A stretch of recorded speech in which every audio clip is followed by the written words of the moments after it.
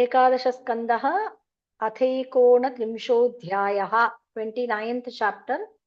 रागं रेवती। उद्धव उवाच सुदुश्चरामि मन्ये योगचर्यामनात्मनः यथाञ्जसा पुमान् सिद्ध्येत् तन्मे ब्रूहि अञ्जसा च्युत प्रायशः पुण्डरीकाक्ष युज्यन्तो योगिनो मनः विषीदन्त्य समाधानात् मनो निग्रहकर्षिताः अथात आनन्ददुःखं पदाम्बुजम् हंसाश्रये अन्नरविन्दलोचन सुखं नु विश्वेश्वर योगकर्मभिस्तु सुखं नु विश्वेश्वर योगकर्मभिः त्वन्माययामि विगता न मानिनः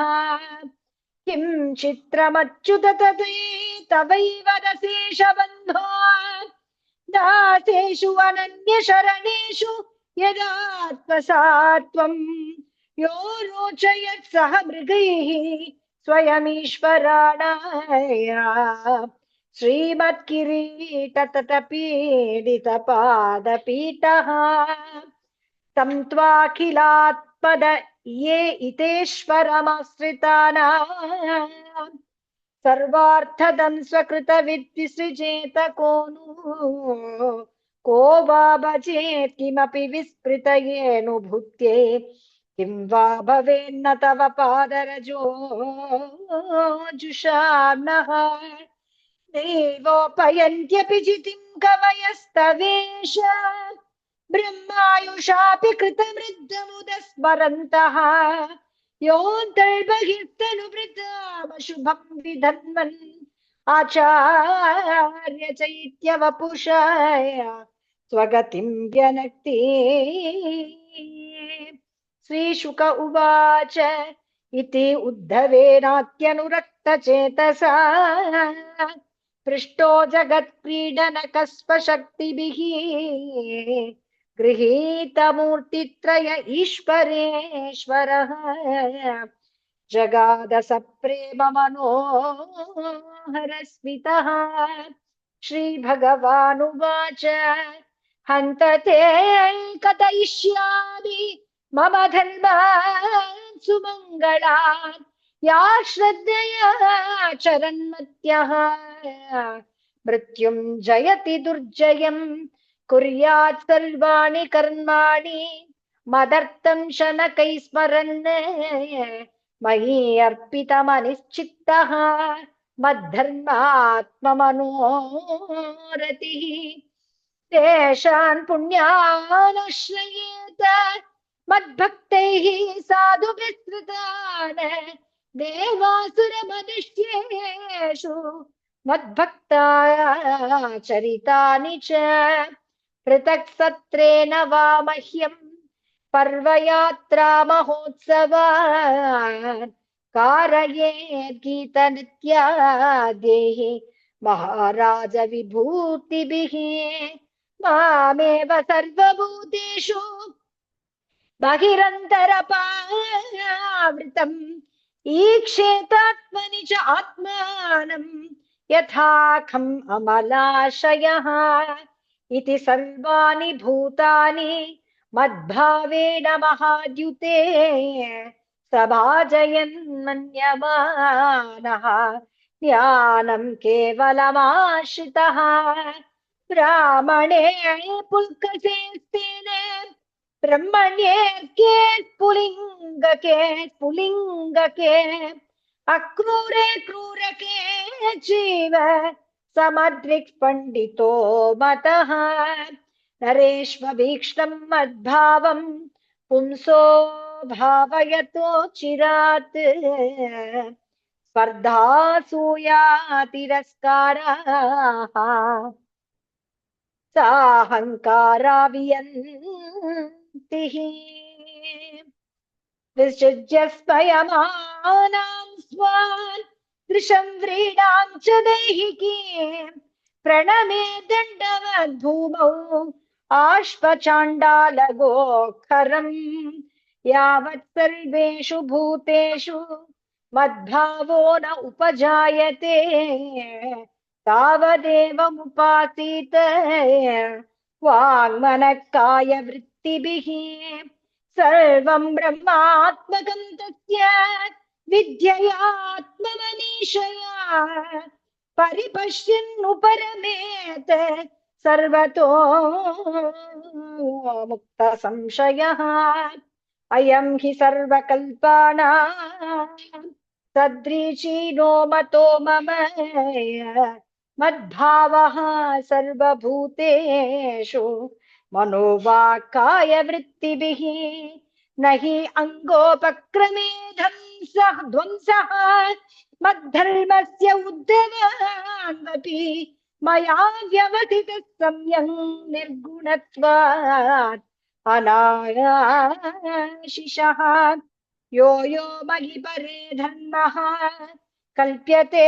निष्फलाय चेत् तदायासो निरर्थः स्यात् भयादेरिव सप्तम एषा बुद्धिमतां बुद्धिः मनीषा च मनीषिणाम् यत् सत्यमनृतेन इह मर्त्येन आप्नोति मामृतम् एष ते अभिहितः कृत्स्नः ब्रह्मवादस्य संग्रहः समासव्यासविधिना देवानाम् अपि दुर्गमः अभीक्ष्णशस्ते गदितम् ज्ञानं विस्पष्टयुक्तिमत् एतद्विज्ञाय मुच्येत पुरुषः नष्टसंशयः सुविविक्तं तव पृष्टं मयैतद् अपि धारयेत् सनातनं ब्रह्म गुह्यं परं ब्रह्माधिगच्छति य एतन्मम भक्तेषु सम्प्रदत्यात् सुपुष्कलम् तस्याहं ब्रह्मदायस्य ददामि आत्मानमात्मना य एतत् समधीत पवित्रं परमं शुचि स पूयेतारहर्माम् अहरहर्मा ज्ञानदीपेन दर्शयन् य एतत् श्रद्धया नित्यम् अव्यग्रहा शृणुयानरः मयि भक्तिं परां कुर्वन् कर्मभिः न स बध्यते अपि उद्धव त्वया ब्रह्म सखे समवधारितम् अपि ते विगतो मोहः शोकश्चासौ मनो भवः नैतत्त्वया दाम्भिकाय नास्तिकाय शठाय च अशुश्रूषोरभक्ताय दुर्विनीताय दीयता एते दोषैर्विहीनाय ब्रह्मण्याय प्रियाय च साधवे शुचये ब्रूयात् भक्तिस्राशूद्रयोषिता नैतद्विज्ञाय विज्ञासुः ज्ञातव्यम् अवशिष्यते पीत्वा पीयूषममृतम् पातव्यम् नावशिष्यते ज्ञाने कर्मणि योगे च वार्तायां दण्डधारणे यावानर्थो नृणां तात तास्वान्तेऽहं चतुर्विधः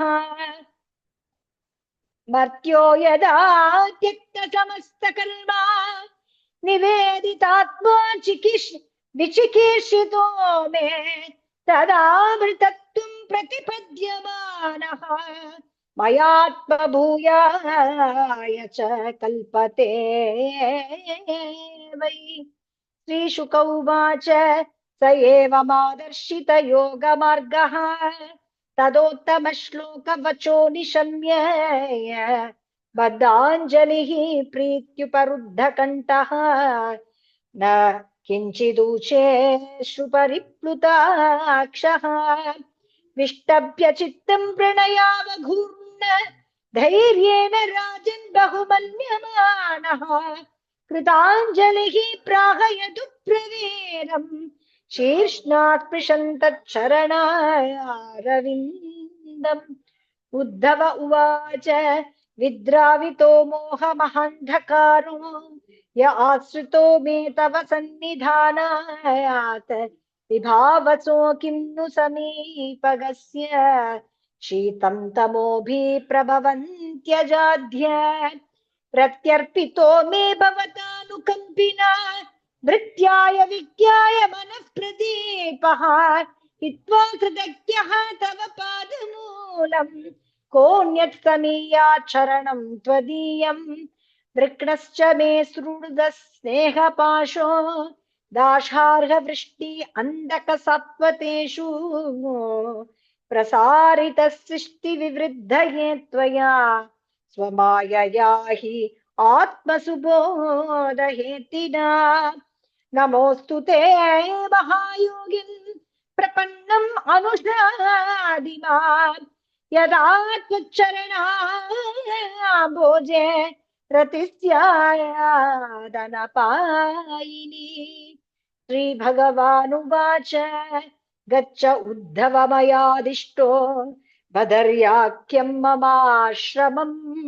तत्र तत्पादतीर्थोदे स्यानौपस्पर्शनैः शुचिः ईक्षयालकनन्दाय विदुतादेशकल्मषः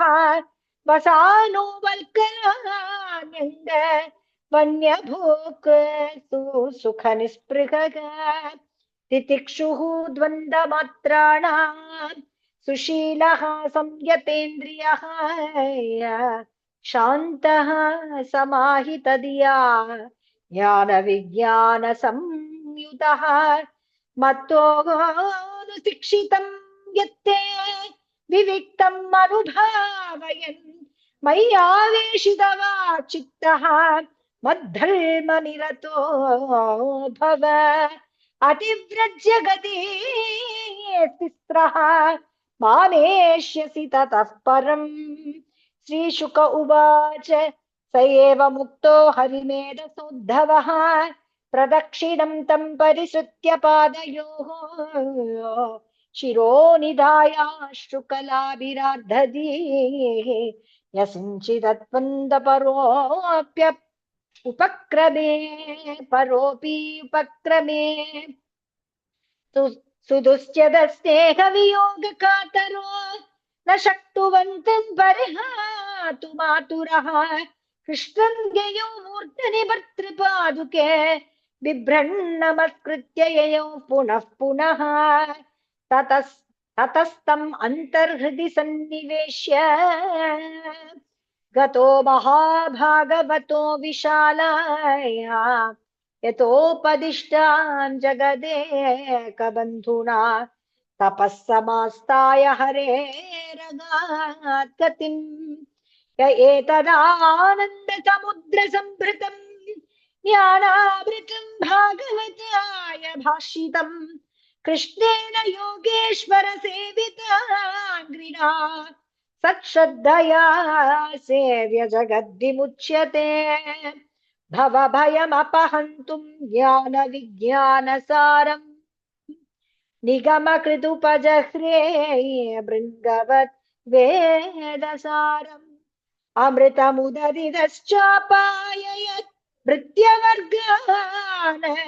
पुरुषवृषभमाद्यम् कृष्णसंज्ञम् नतोऽस्मि भवभयमपहन्तुं ज्ञानविज्ञानसारम् निगमकृदुपजह्रे भृङ्गवद्वेदसारम् अमृतमुदितदश्चापाम् अमृतमुदति तश्चापाययद्भृत्यवर्गान् पुरुषं ऋषभमाद्यं